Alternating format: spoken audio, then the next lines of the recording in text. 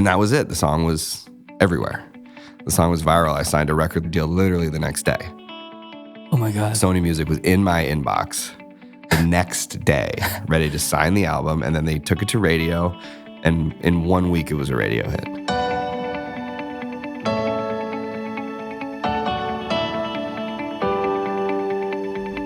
Yes, and welcome to Make. My name is Chris Pau. I'm a filmmaker photographer, and I'm on a quest to learn as much as possible from other creators. So that's why in this podcast, I speak to creators that inspire me, to hopefully inspire you too, so you can learn and grow with me. So normally I do this show in Dutch, but today is a very special day, because today I have my first international guest, and that guest is the one and only Matt Simons. Matt, originally from San Francisco, is an artist-musician who moved to New York to pursue a career in jazz music. He started studying jazz and started playing a lot of gigs. And then one random day, he played a gig in a very small venue in the Netherlands. And there a producer of a Dutch TV show called Goede Tijden, Slechte Tijden heard one of his songs. And that moment basically changed his entire life. After that, he immediately got signed, started getting an audience in Holland, and started playing his very own shows. Well, and this all turned out to be only the beginning. Because a few years later, when he released a song called Catch and Release, everything went crazy. The song got picked up all over Europe, spread further globally, and eventually became a #1 hit in many countries. So in just a few years' time, Matt turned from being a talented unknown jazz musician to a well-known pop artist that is playing in front of thousands of people who sing along his songs. Another proof that everything big starts with something small. Matt, welcome to Make. Thanks for having me, bud. Yeah, man, so much fun. Thanks for doing this. Of course. And I think it's even cooler that we're doing this while we're on tour. On the road. On the road, like we've been on the road for many days and months actually this year. A lot this year. It's been a crazy year. Yeah. How do you look back on all this touring this year and on the past months? It's funny, I feel like I've been working up towards this tour for my whole career. I've always wanted to do a big support tour in arenas and, play venues like the Hollywood Bowl and Wembley Arena, and finally got to do it this year, and now it's almost over. And I feel like that was fun. Yeah, can you believe it? It's also, it goes by so quick. Yeah. Yeah. Yeah, it does. I mean, it does and it doesn't. Being away from home, you start getting into that third and fourth week, you start getting pretty, homesick, especially now that my wife and I have a baby. And he's... Little Beck. Yeah, baby Beck. And he's starting to walk, and I'm not there. I got to see a few steps before I left home, but... And there's really, still this discussion of you actually sawing the real first steps, right? Were they really the first steps? Who could know? But I'm gonna take that one as I got to see the first steps. No, but I get the point. That must be like the hardest part of being away for so long now. Yeah, you only get little kids for a few years. Then they're going to be grown, and it's a very limited amount of time. And being away from him and from Cassandra's, yeah, that's the sacrifice that we make. Yeah, and to get right into it, you mentioned that you've been dreaming about doing a tour like this for maybe all your life, since you're a musician. Is it then, when an opportunity comes like this, did you actually thought a second about, is it worth the sacrifice? Or was it like a no-brainer for you? I feel like, especially because we had 2 years of no shows, when this opportunity came up, it's like, have to do it. Have to, the problem with a creative career, especially in something as mainstream as pop music, if you're not growing, you're shrinking.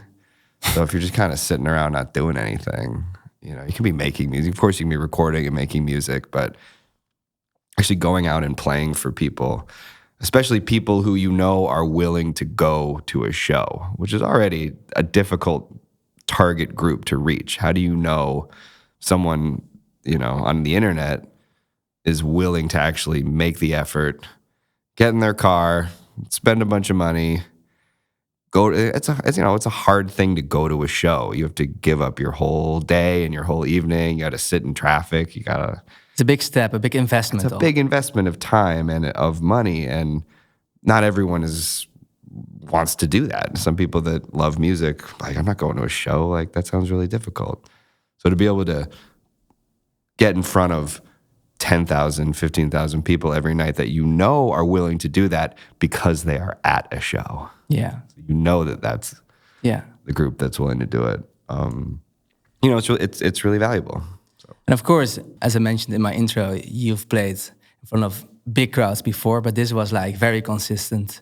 Every night, 15,000 people, big arenas. How nervous did that idea make you before the tour started? I was nervous the first night. Oh, yeah. Especially because, we're the opening act, so we don't get much of a sound check. We don't get, the luxuries that are afforded to the headliner, which totally makes sense too. They're putting, it's their show.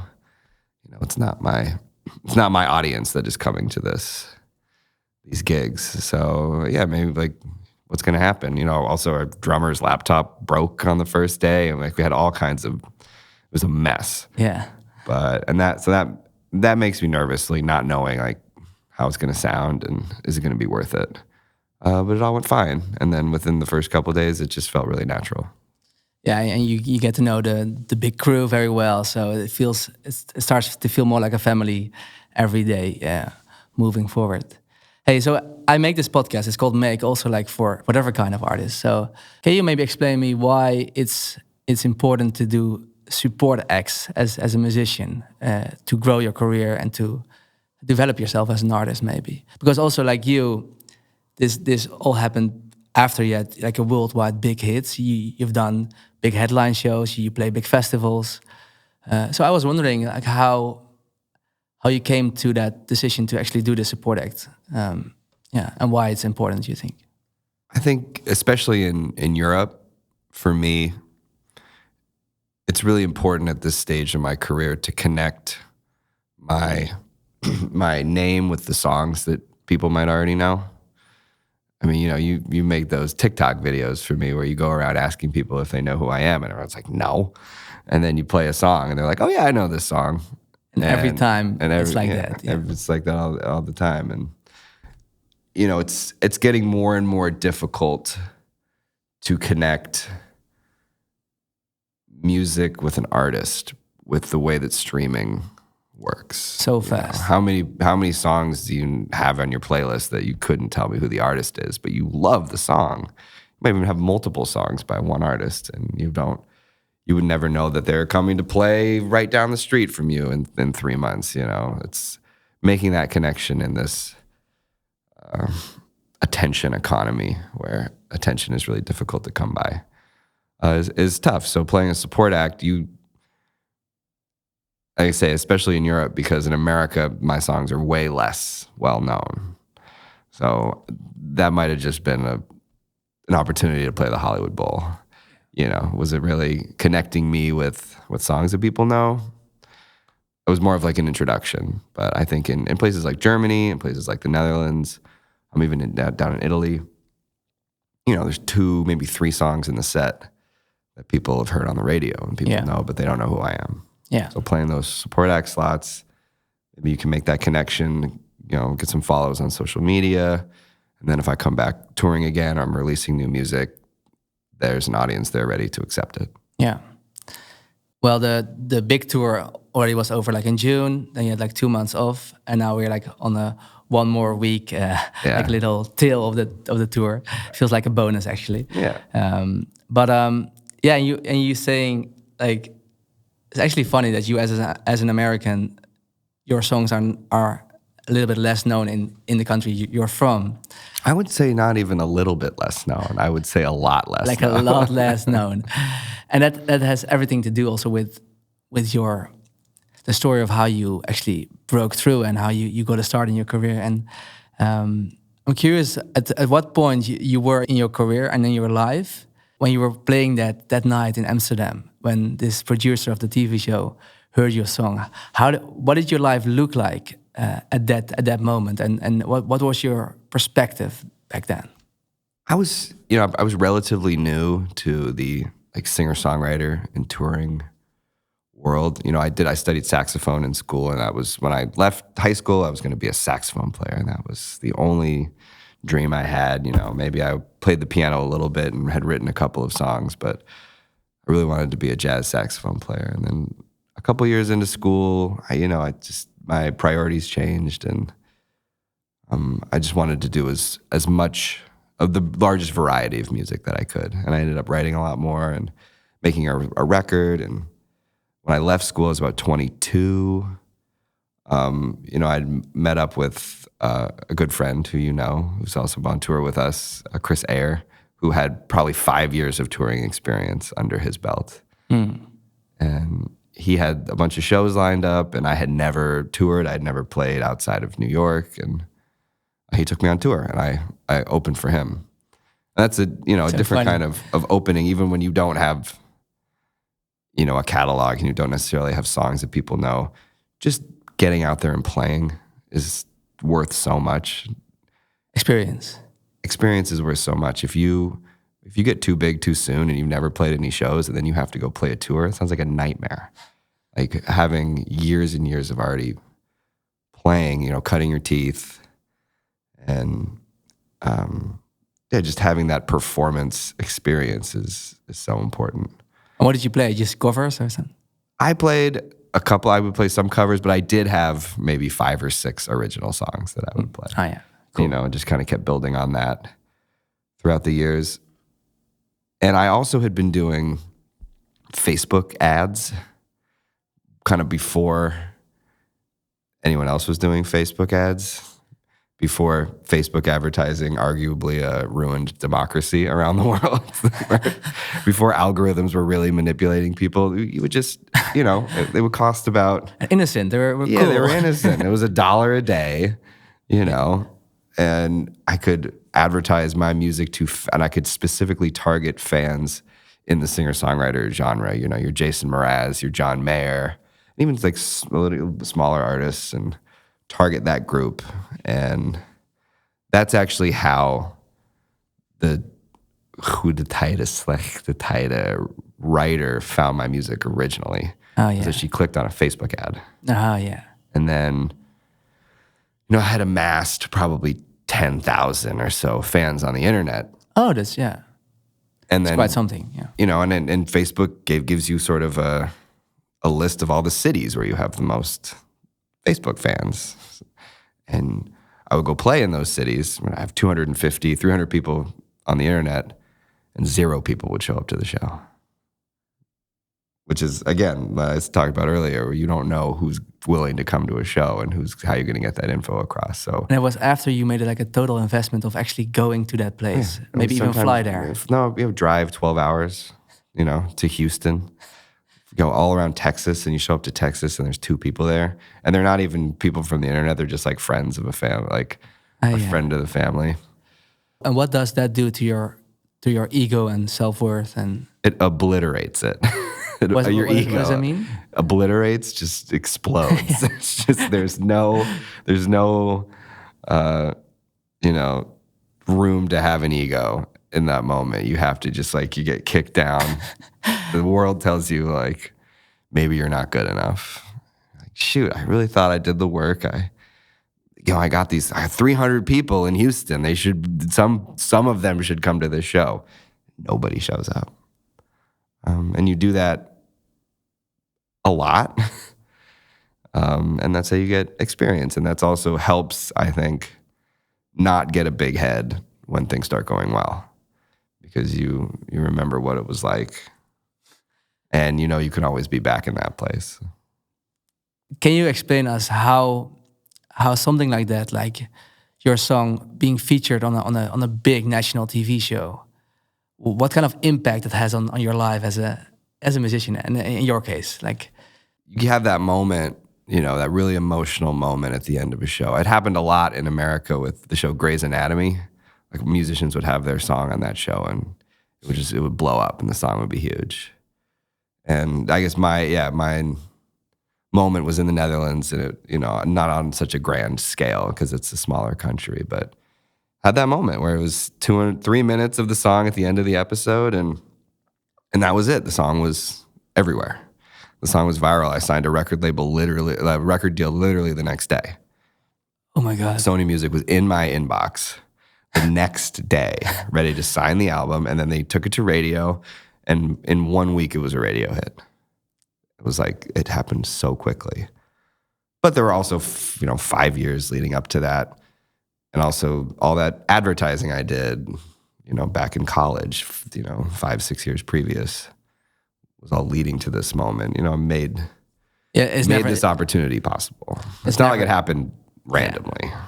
And one more question about that. So you were actually very, very consciously trying to build a career by pushing those ads, and because by then you already knew, like, I don't only want a career in jazz music as a saxophone player.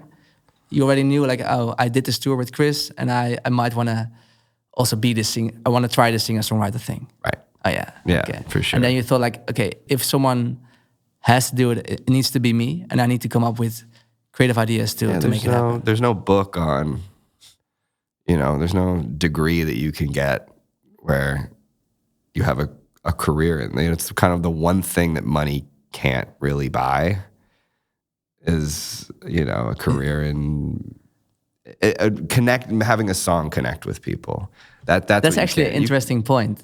Yeah, so even plenty of wealthy people that have their parents just pump money into their careers and it never goes anywhere because it's about finding that, I don't know, something different. There's no amount of college degree that can just like, okay, I have my PhD in songwriting, so now I have a hit song. Yeah. You can't, it's open. It's not like it doesn't hurt to have parents with money and people with connections. There's plenty of examples of musicians that Taylor Swift's parents bought a record label for her. Like that kind of. Okay. There's plenty of examples of that kind of nepotism, which maybe in some cases has helped, but it's not. It definitely, of course, it helps, but it can't turn. Like, she also obviously had a lot of talent, so it can help her on the rise. You can't take something that's really not going to work and pump money into it until it works. Yeah, the core needs to connect with human beings, with emotions. And to speak about that, like your song "With You," which was used in this TV show, it's a pretty emotional, sad song, maybe like a very beautiful ballad. How long did that song already exist? I released it in June of 2012 to very little fanfare. And then it took until January of 2013. So not that, less than a year. It was out in the world. So that's really an interesting concept to me that, okay, the song itself is great because later it turned out to connect with so many people. But then sometimes it's just the work creative people do can be great and with huge potential. Right. But sometimes it just needs to be seen or heard by, and that's like really interesting to me that it's not always the quality of the work. It's sometimes also the distribution and how do you get it to the people? And you get it to to as many ears as you can. I mean, look at Stranger Things, that Kate Bush song. Yeah, that's true. It's from the 80s. I don't even think it charted in the 80s, and now it's like a top 10 song in the world, and that's like 30 years old. That is crazy to me. That's the world of kind of today, of TikTok, of, it doesn't matter when a song came out, it can have this sort of second life or first life in a lot of cases where songs never got a chance. And then one video gets posted and it gets reposted and reposted, and then all of a sudden you've got a top 10 song on Spotify. Do you think it's important for an artist to once in your life or in your career get this like huge confirmation that the work you did, the work you created, actually is good in the ears of your audience, of your fans, of the public, actually? Like, you maybe already thought "With You" was a good song, but once it got confirmed and yeah, it was hugely validating to have. Validating, yeah. Because plenty of songs have that moment on a TV show and then it doesn't blow up. Not to say that it's not a good song, but to have it one opportunity and then it changes everything, that was hugely validating. It was, I loved that. I thought that song was powerful. If I wouldn't have written it if I didn't think that. Yeah, yeah. So to have that happen, definitely. I wish that could happen to all creators. Wouldn't that be nice if everyone could have that moment? But the truth is, like, there's going to be hugely talented people that never happens to. It's just the way of the world. And it's cruel sometimes. Yeah, it's cruel, and then who knows why. But so, like Sony and all those labels and radio, like it all started like right after that.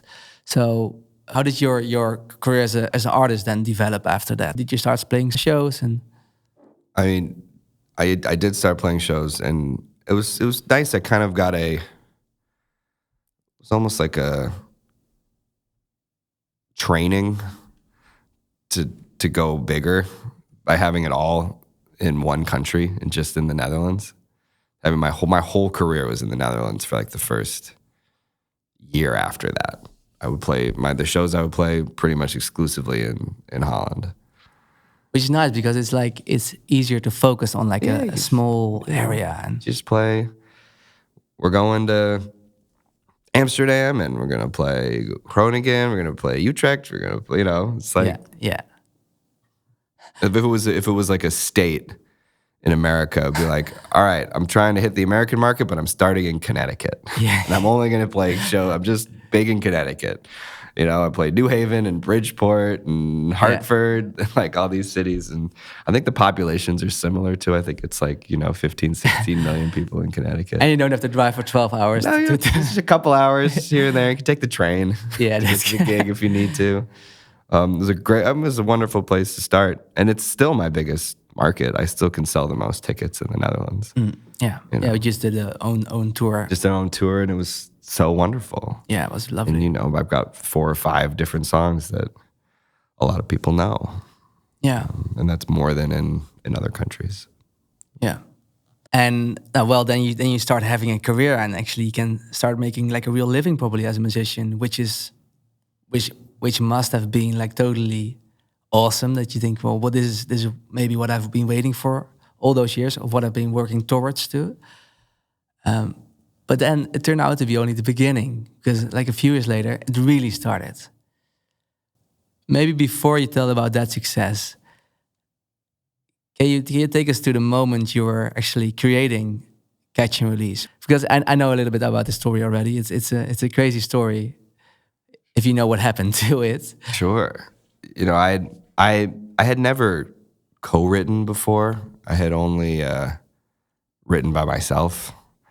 And I was under the impression that was the only way you could write songs. It's just, you can't have other people around you. You have to do it. It has to all come from you. And I was very wrong about that. I had much to learn. That was the theme of pretty much all the years. I mean, I still have a lot to learn, but those first few years of my career, there's just so much that I had. It was your end 20s, I think, right? Yeah, my 25. Yeah. 25 and, to 30. There's just mistakes that I had to make and things. You were stubborn also. Yeah, of course. Have to be stubborn. No, this is the right way to do things. I know how to fucking do this. Yeah, I mean, and also studying jazz didn't help my stubbornness in terms of what worldview about music. I think. Oh, yeah, especially going into pop. Yeah, jazz musicians are like, well, there's only one type of music and that's worth playing, and all other music is bullshit. And, that's kind of the pretentious, is it? And I think a lot of it stems from the fact that it's really difficult to garner an audience in jazz, because it is this heady music that most people just don't enjoy. It's just, they don't like listening. Maybe they have Kind of Blue on every once in a while, that Miles Davis record, but as far as like digging into the world of jazz, it's like, it's a lot. It's a lot for people, and they want it to be a little bit easier than that. And so then the musicians that have worked so hard to develop this skill, and then people are like, I don't like that. And they're like, well, it's because you're too stupid to like it. You have this defense mechanism against it. And of course, not all. Most jazz musicians aren't like that, but there definitely is that feeling when you're studying it, that's you have to have that wall built up in order to keep pursuing it, because it doesn't pay very well, and it's a really, really difficult music to learn. So that stubbornness followed me into my songwriting career, and I just had to brick by brick get that wall taken down. And yeah, I was co-writing my second album. I had released my first album, which was Pieces, and then my second album, which would be called Catch and Release. And I had like a month of writing sessions, or maybe in 2 weeks. And I wrote like the entire album in 2 weeks. It was great. In LA, right? Yeah.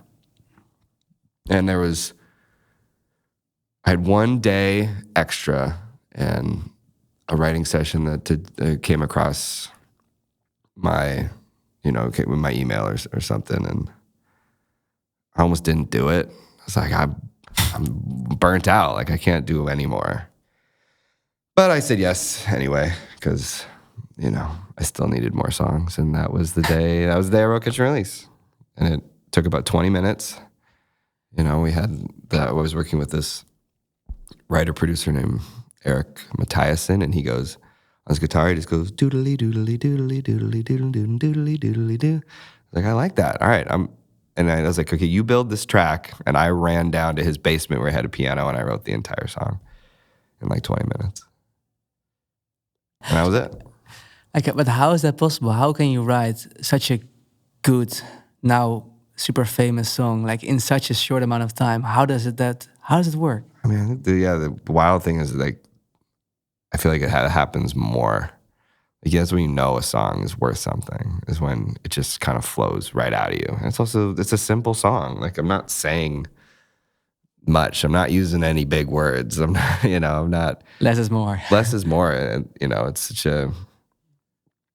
I don't know, just such a simple song about, and it can mean so many different things to different people. Yeah. And that was the idea behind it, is that sort of we all have our own ways of releasing negativity in our lives. And some of them are healthy ways, and some of them are unhealthy ways. For you, free to interpret that in any way you want. Any way you want. Any way you want. Wherever that place is that you go to, that is yours. Do it your way. And you can also have both. You can have the healthy ways, and you can have the unhealthy ways. That's my suggestion. Yeah, a little balance is good. It's good to have balance is a good word, yeah. Well, and did you know when you came back up, did you know you had something? Like, whoa, this is quite cool? I knew it was a special song for me. I didn't, I certainly didn't see it as a radio hit, because in its original form, it wasn't really that. It was pretty slow. It was pretty slow. It was pretty down tempo. I thought it would be, something, maybe it could be used in a TV show or in a yoga exercise video or something. Just like, didn't see it on top 40 radio, because in that format, it was never going to hit top 40 radio. I imagine you coming into the studio and say like, I think today we should really make a yoga class. Maybe make a yoga class song. I really feel like it. That's where my head's at. I just want people to know this story, because it just, as a creative, it's mind blowing to me. It's something that changed your entire life, which actually still is important to you as a musician, and in many ways that started like in such a short amount of time. Also, what's scary about it, because it took 20 minutes. What if I missed those 20 minutes? What if? Because like, what if I didn't, it comes down to these little small decisions. What if I didn't spend that $1 a day, and I never expanded the Facebook ads outside of America into the Netherlands? Like what, it's like, it could have gone so differently at any step of the way. Do you think about it a lot, or do you let it go? I can let it go, because it doesn't help. Yeah. It doesn't help to go back and think like, well, what if it went poorly? Who does that serve? Well, yeah. To go think, like, that could be anything. Like, what if we were never born? What if our lizard ancestors, didn't have that one baby, and then you'd never be born? How does it shape you into like living as a human and as an artist, and treating every day like it's the day where you'll create the next big thing for you, and or do something important? Yeah, every day has that. Every hour has that potential, which is equally as exciting as it is scary. Because what if you chose to watch an episode of Breaking Bad in that hour instead of creating the thing that would change your life? You can go either way with it. Well, so do you feel like another writing session I was just thinking about watching some porn, man. No, I'm just gonna jerk off. That would be expensive jerk Oh off. man, how many hundreds of thousands of dollars did that cost? So people, like, just the thing we're all trying to say, like, stop jerking off. So is that the message? Eat your cornflakes and stop. You know that's how cornflakes were invented. No. Cornflakes were invented as an anti-jerk-off tool. Really? Yeah, it was just like What? in America, very Protestant, very American thing. They invented the most boring cereal, so it would help turn off the mind from these, Okay. lurid thoughts. Well, interesting. That's a different podcast. It's a history podcast now. Yeah. No, but so do you also then believe in like some kind of hustle mentality? That sometimes if you even don't feel like doing something, you gotta put in the work. Is that something you strongly believe in after the success, or?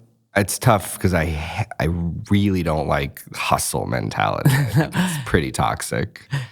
But what's the balance? If you aren't burnt out and you feel like you can go that extra mile, like, yeah, of course, do that instead of watching, reality television or something. It's probably going to serve you more. You're not going to regret putting in that extra effort to be creative. Yeah. Unless you're getting to a point where you're burnt out and you'll just, you know yourself. You read, you can tell like today's not the day. Yeah. Yeah. And I think you keep growing in that mentality. Like, for example, take social media or creating content. That's actually why we work together for many years now, and which I'm very grateful for. And we have been doing like great stuff. But in the beginning, I think your relationship with that part of your career was worse than it is now. Like, you really didn't like it as much. Now you really are like, I want to commit to this career, and this is a part of it, and I'm willing to put in the effort. Maybe you rather watch another episode of Breaking Bad, but you think, okay, I need it as a vehicle to further grow my career, right? Yeah, and for anyone that's young, that's trying to make it in music, if you don't have social media, it's probably not going to happen. That's just how it is. And even if you have an established career in music, if you don't have social media, it's going to be really, really tough to reach people and to reach your audience and to try and grow a new audience. It's difficult as a creative it's always been difficult for me as a creative to participate in this thing that I feel like is slowly destroying us as a society. It really doesn't feel good. Big contradiction. It's a big contradiction. It's also not good for the industry, the creative industries. Like, interest in new music is at an all-time low and only going down. And I think part of that is because it's no longer about creating something, 3.5, 4 minutes of substance. It's about creating 1.5 minutes of virality. And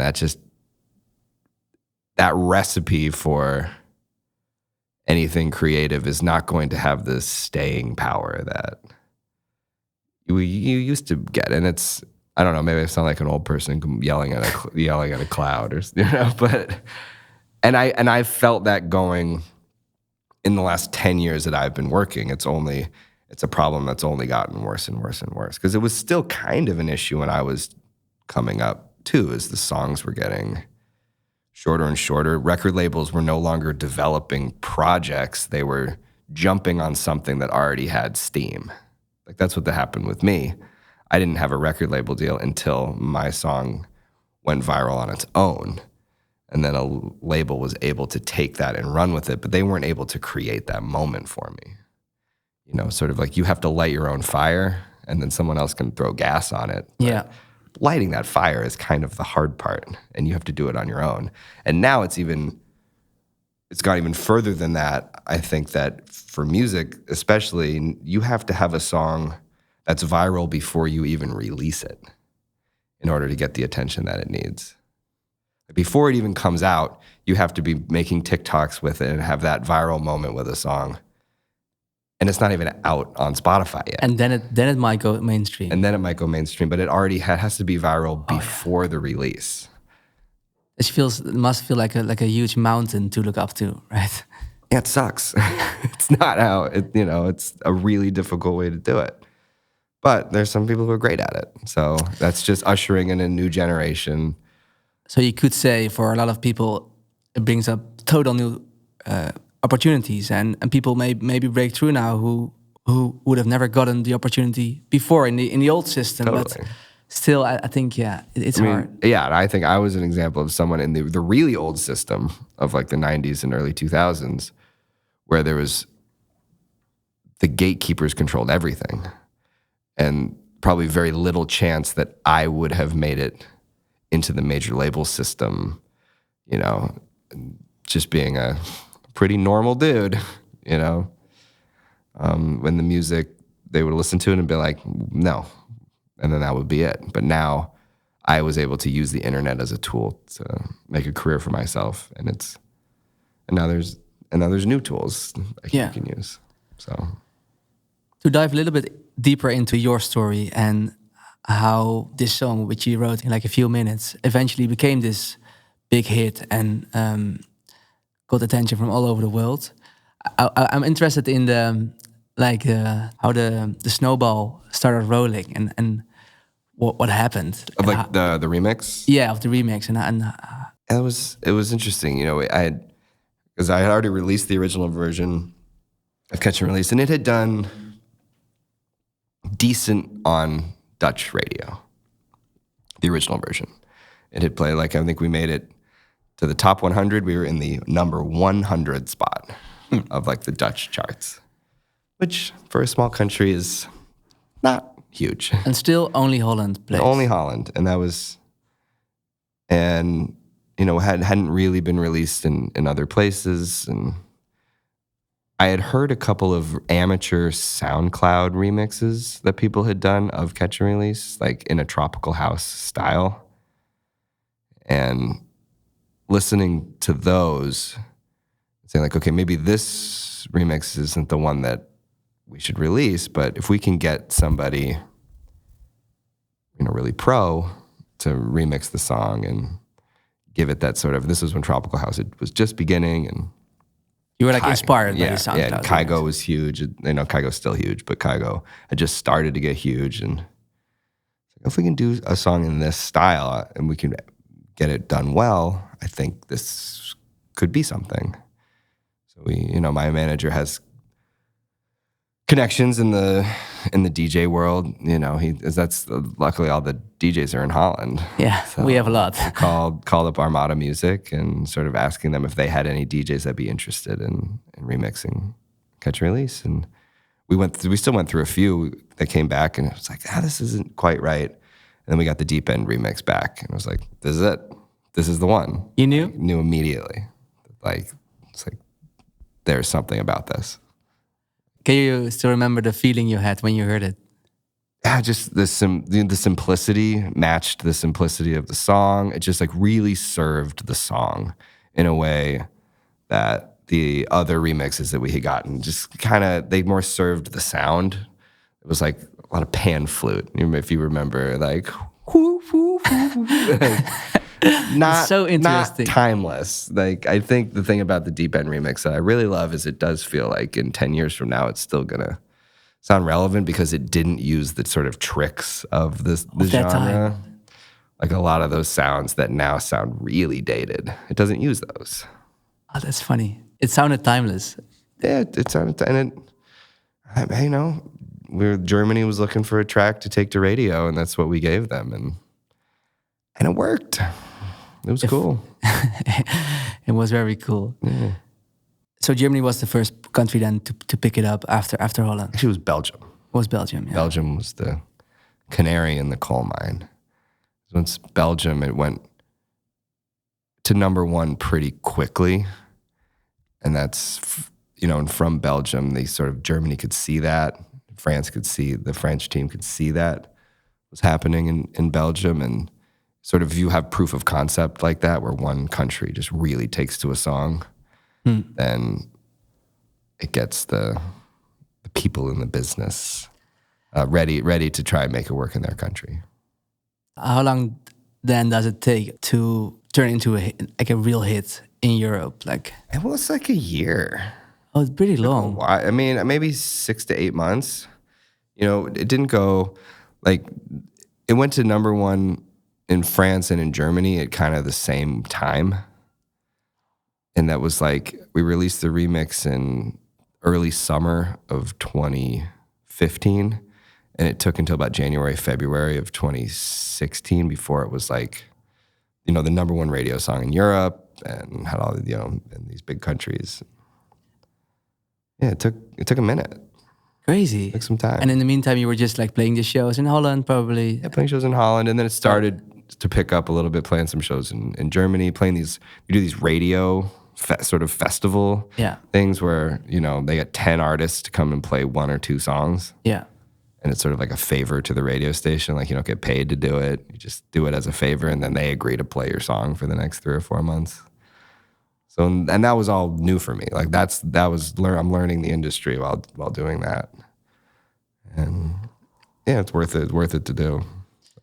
And during that time when the song was climbing and started doing better, like, did you really got your hope on that song? Like please let it grow, or did you were you already like focusing on other stuff? And I feel like after a few months, you just kind of numb to it. Oh, like, yeah. It's cool. It's all great. It's like, but that initial, like, yeah, this is really fun. This is, you know, but then after a few months, sort of the way the human brain works is you kind of just, whatever your new normal is, you just get used to it really quickly. Yeah. And then you want more. That's, or not. Like, I've always felt like I would just like to keep making a living in music. I don't need to be the biggest star in the world, which also might be a reason why things aren't bigger than they are. You know, I don't. Why? What do you mean? Like by having, like, you know, you to hear about some artists and some musicians, they're like, I had to be the biggest thing in the world. Like that was their only motivation, was just to be the biggest thing, and the biggest artists have the biggest songs. You know, hustle, hustle, hustle. And it's like, and it doesn't contribute to authenticity, maybe. I mean, it contributes to their authenticity. It's just never It's never been my MO. I've always just been grateful to make a living and get to play for people.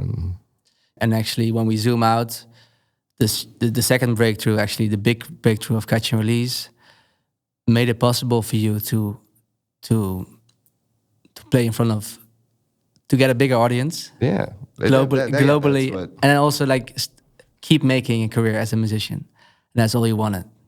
And, you know, it was interesting how also, you know, I did sign a record deal in America, and there was a big push for Catch and Release to be on American radio. And I remember having a moment where I thought, like, I might not get this chance again.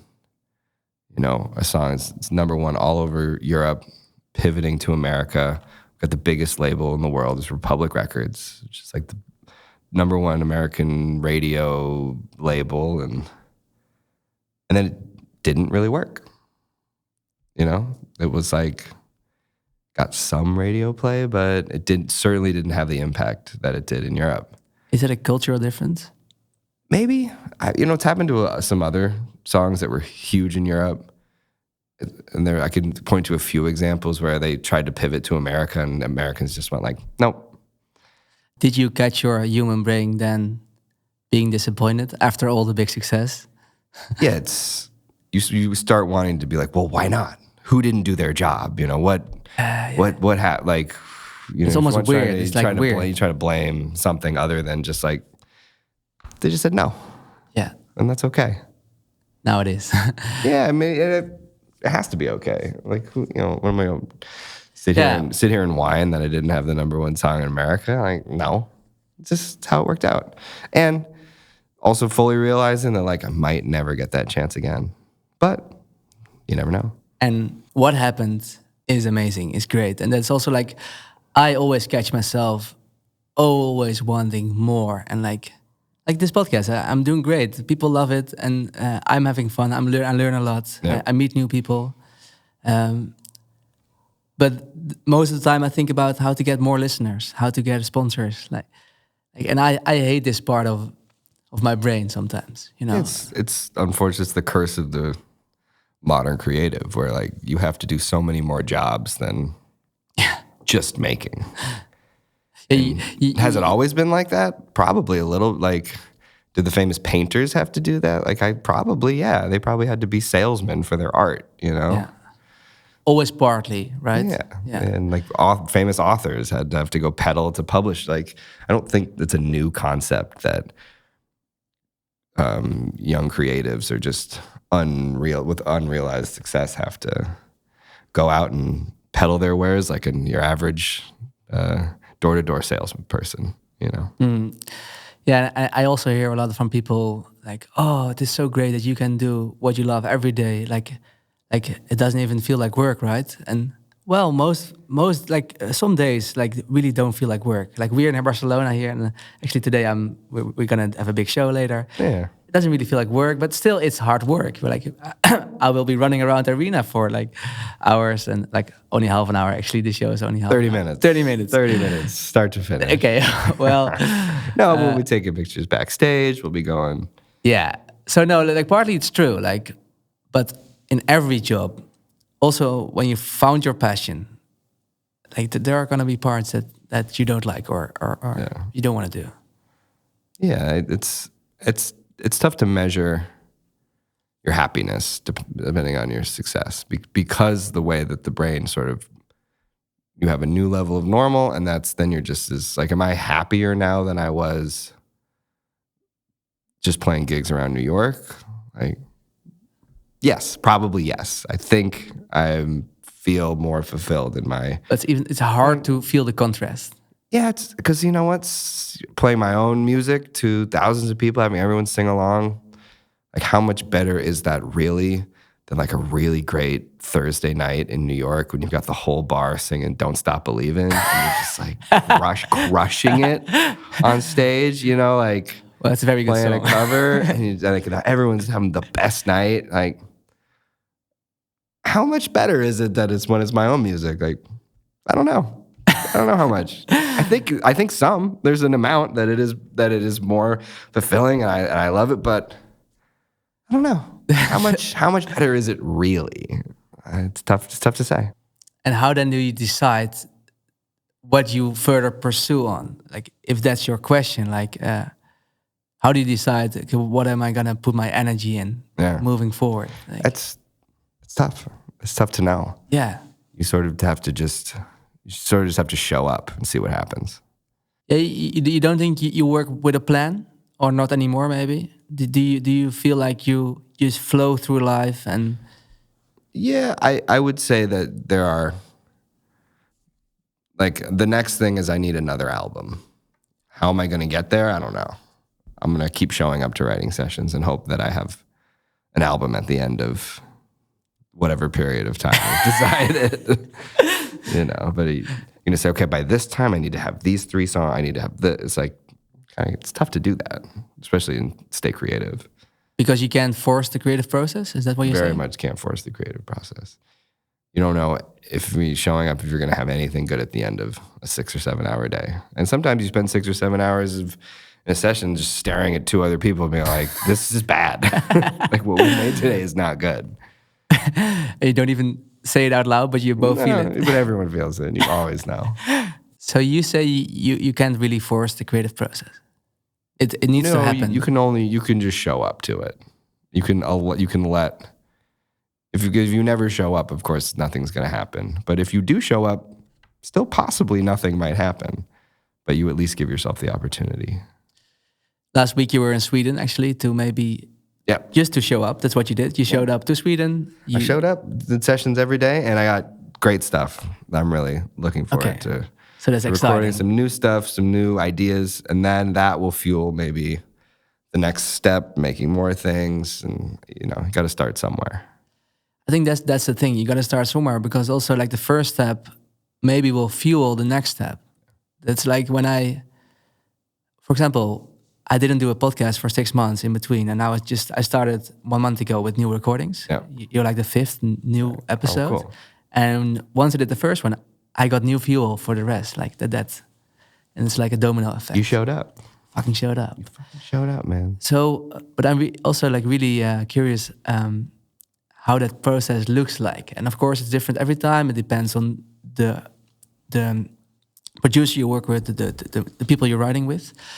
But take, for example, maybe Sweden or other sessions.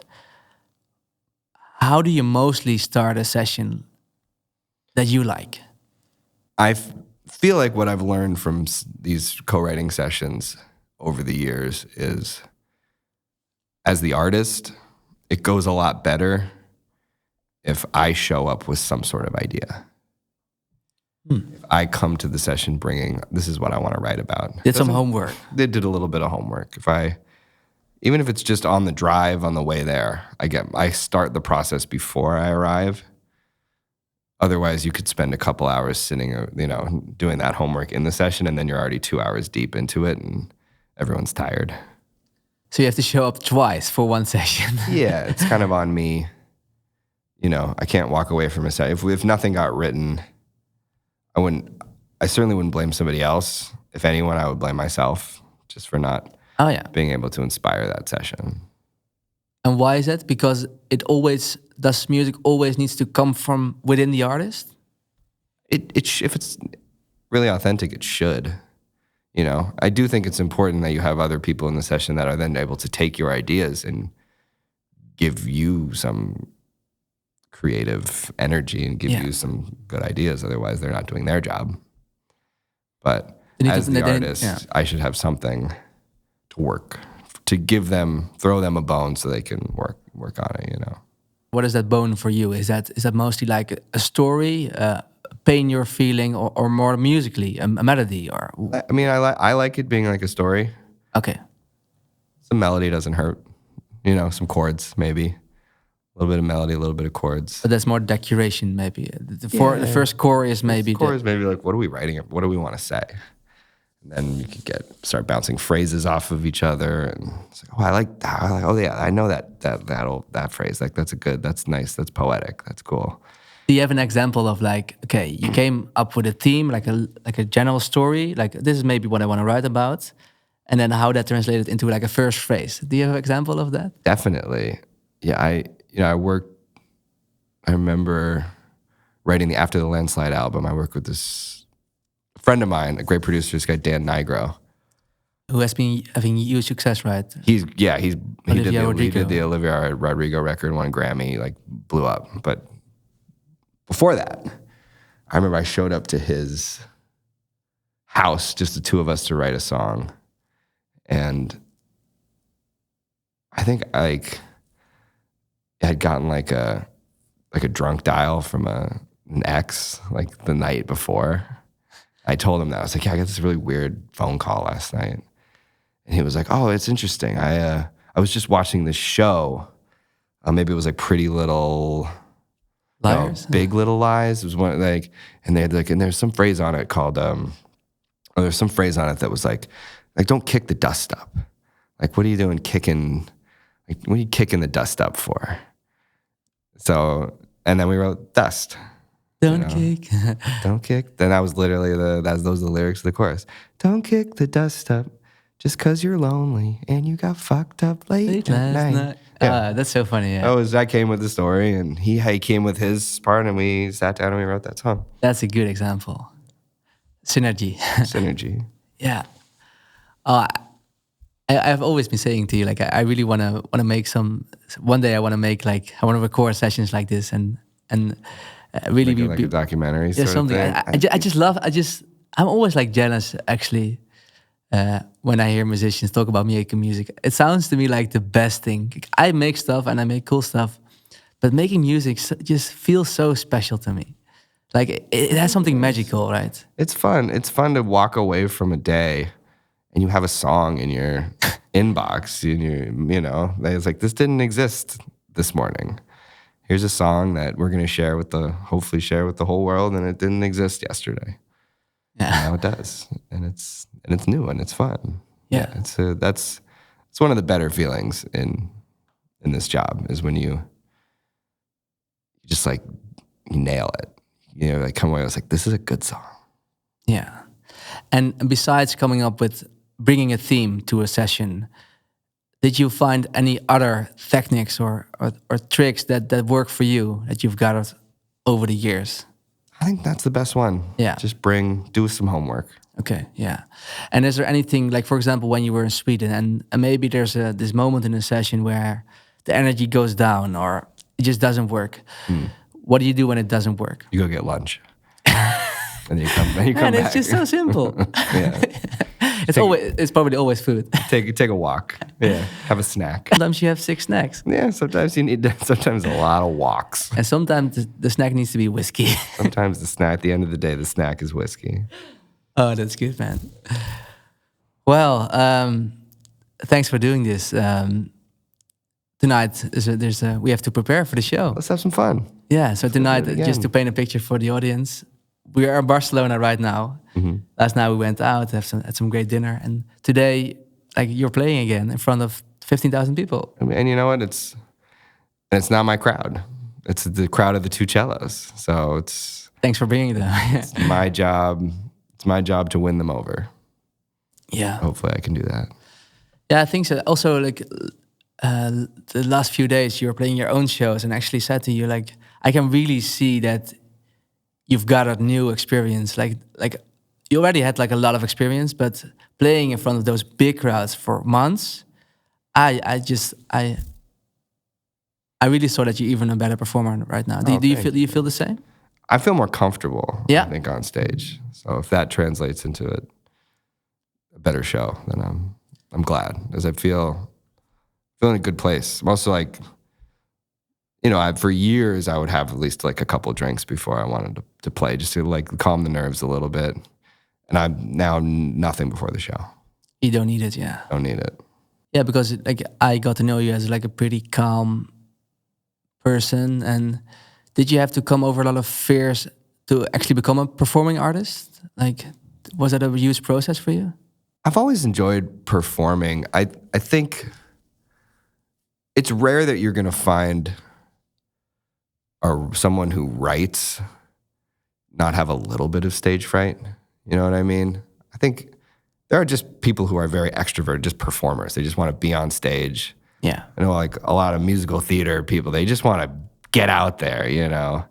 But they're On the necessarily stage. also the same people that are retreating into their bedroom to write little songs that they're not going to play for any. You know, for years I wrote songs that I didn't play for anybody. It was my secret. And like that's the introverted side of me. And that introverted side is a little bit scared of performing. And I think that's probably how a lot of writers feel. You know, people, and then there's writers, there's performers, and most people do both. But I think it'd be hard to find some people who are writers that don't have a little bit of that stage fright. And then why do you say now that you feel more comfortable after playing more big shows? Of course, I can get it, but what has changed? Can you explain that to me? Probably because I've screwed up in front of a lot of people, and nothing really bad happened from it. Like my worst nightmares have come true, where I like forget the words in front of 10,000 people. And like it was fine. Did you do that? Many times. When I was there? Probably. I mean, were you there at Pink Pop? Oh, no. I was playing with you, and like I got to the second verse and I just forgot the words. I mean, there's one, I remember in France, I was in like this radio festival, 10,000 people. I get to the second verse of Catch and Release. I'm going, shit, like I've done this song 1,000 times. How do I forget the words? Well, it happens. And you know what? No one cared. Yeah, It didn't matter.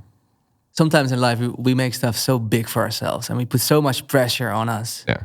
And that's what makes it actually hard. And then you screw up and like, doesn't matter. What was I so afraid of? I'm thinking now of the funky note you played during a two-cello show. Oh my God, like the chord. I remember that. It was a long couple days. Yeah, we did. It was like we'd already taken a train that morning and then a flight in the afternoon. I get up to play after the landslide. I just played just gibberish chord on the keyboard. Like, what? And I'm by myself. I can't hide behind anything. Sometimes I play a wrong chord. I can hide behind the drums. I can hide behind, like, there's track going. This is me and a piano. I just go, blah. Oh, shit. It's so funny because I'm like super not musically, but this one I noticed, and I was with Lot, who was also helping with content and tour management, and we like, that was not meant to be. That was not supposed to be. Ooh, that was not the right chord. Well, it's great to see him experimenting. It's really going free with it. No, that was just a screw up in front of 17,000 people. Yeah. Cool, man. It was fine. You know, only you guys noticed. And maybe the two cellos team, I think they were like, "You play a wrong chord up there, bud?" Like, yes, I did. And I fucking loved it. And now we do it every night. And now I play it every night. Yeah.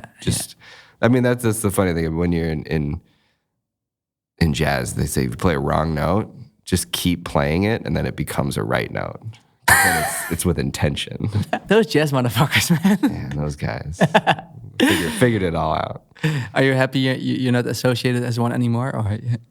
No, I still have a lot of love for that music, and I still have friends that do it and find such immense joy from playing that music. I'm glad to not have that, like the toxicity that comes in that genre from the people who are insecure. But it's one of the most beautiful art forms that exists, and I have such respect for the people who do it and have dedicated their lives to it. That being that toxic element is the only thing that I am glad to be away from. Yeah. Hey, well, to wrap up, I think we've been saying, especially you have been saying some beautiful things that artists and creators really can think about and maybe get something out of. Is there anything left you would like to leave them with, and maybe like our question, something you want to tell them? You know, it's hard to start out in this career, and I think it's important. I don't know, it's easy for me to say on this side of it that, like, no matter what happens, whether or not you end up being able to make your living from it, it's still worth it. But I would like to think that no matter what would have happened in my career, that just being able to play, just being able to create, just being able to do this, that journey is what it's really all about. And that might sound cliche, but it really is worth it. And then it also, just by doing it, you're leaving yourself open to the opportunity that some really great things can happen for you. Thanks a lot, buddy. Yeah. Thanks for doing this. And I think that's a great reminder. Start with the passion and doing the work. See what happens. Yeah, see what happens. Yeah. And fucking show up. Gotta show up. Yeah, man. No, well, you gotta show up to the arena. I'm gonna show up today. Yes. Let's do it. Okay.